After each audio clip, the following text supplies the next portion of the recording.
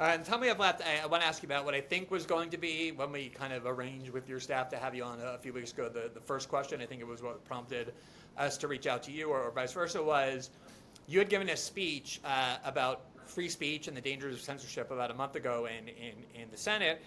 And we had you on our show several times, a lot of other people on the show several times during the Biden years, where we all talked about the extreme dangers of these new forms of censorship descending from the Biden campaign, certain kind of speech becoming, even though way, way far away from being illegal, nonetheless repressed in all sorts of bureaucratic and even legal ways sometimes.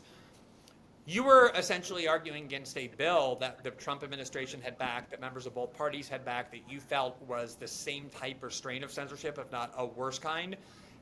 Can you talk a little bit about that? And in general, how do you assess the Trump approach thus far to issues of free speech, which he also did center in the campaign? Yeah, I think you're talking about the anti-Semitism bill that came forward. Exactly.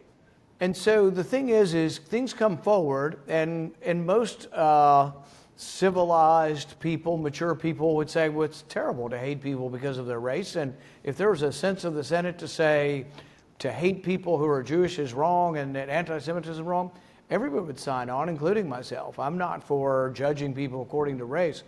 But what they wanted to do was this definition from the International Holocaust Commission, and in it lists examples of what might be anti-Semitism. And it says that if you refer to Israel as a racist state, that would be anti-Semitism.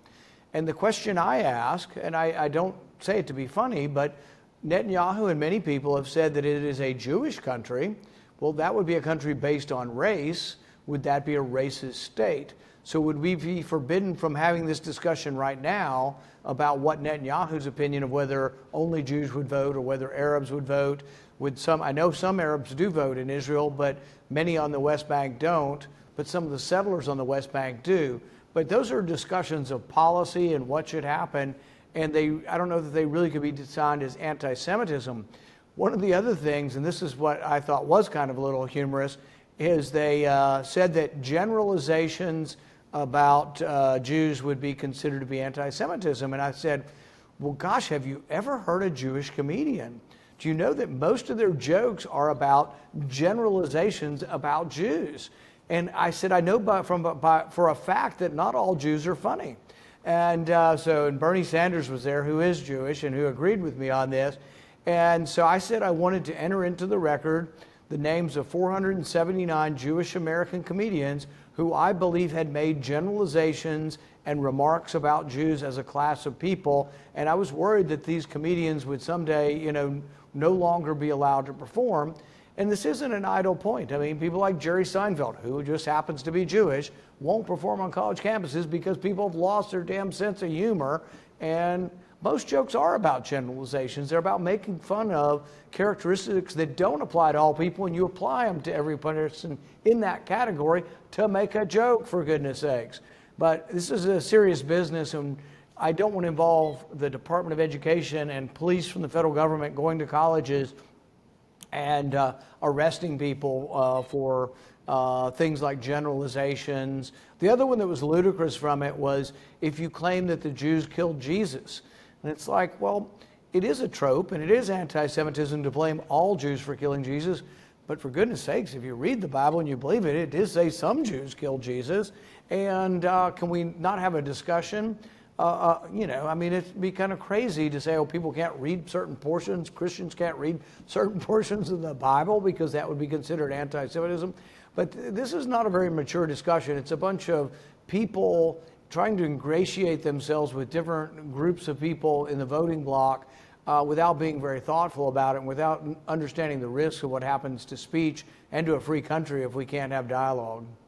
Right, and the interesting thing is, under these provisions that are there, they want to incorporate into law, but also college hate speech rules. And this is the last question for you because we're running out of time. But the irony, of course, is that you can say the United States is a racist endeavor. You can say Peru or Indonesia or China is. You just can't say that Israel is, or you can generalize about white people under these standards. So it is clearly content based, but beyond the kind of frivolity or the irony of it, and maybe this is something that as a libertarian, it's just part of the life of being a libertarian. I've heard libertarians talk about this for many, many years before I even realized it, is that, I watched conservatives for the last 8 years vocally and vehemently object to exactly these sorts of kinds of bills. We have to protect black people from racially insensitive comments through censorship bills, except trans people, immigrants, women.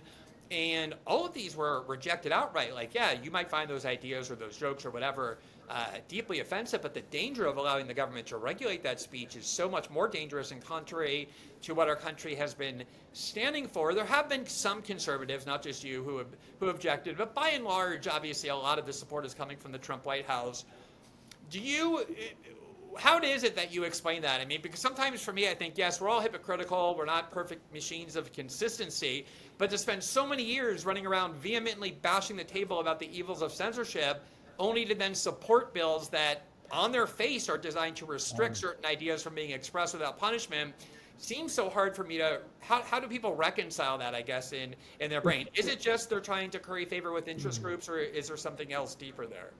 I think many of the people don't even read the bills. Many of the people up here say, oh, anti-Semitism. I don't want to be on record as being opposed to anti-Semitism. Oh, my goodness. And so they run immediately to sign up and co-sponsor it. And then I have conversations in the cloakroom with these people, and like, oh, I didn't know that was in there.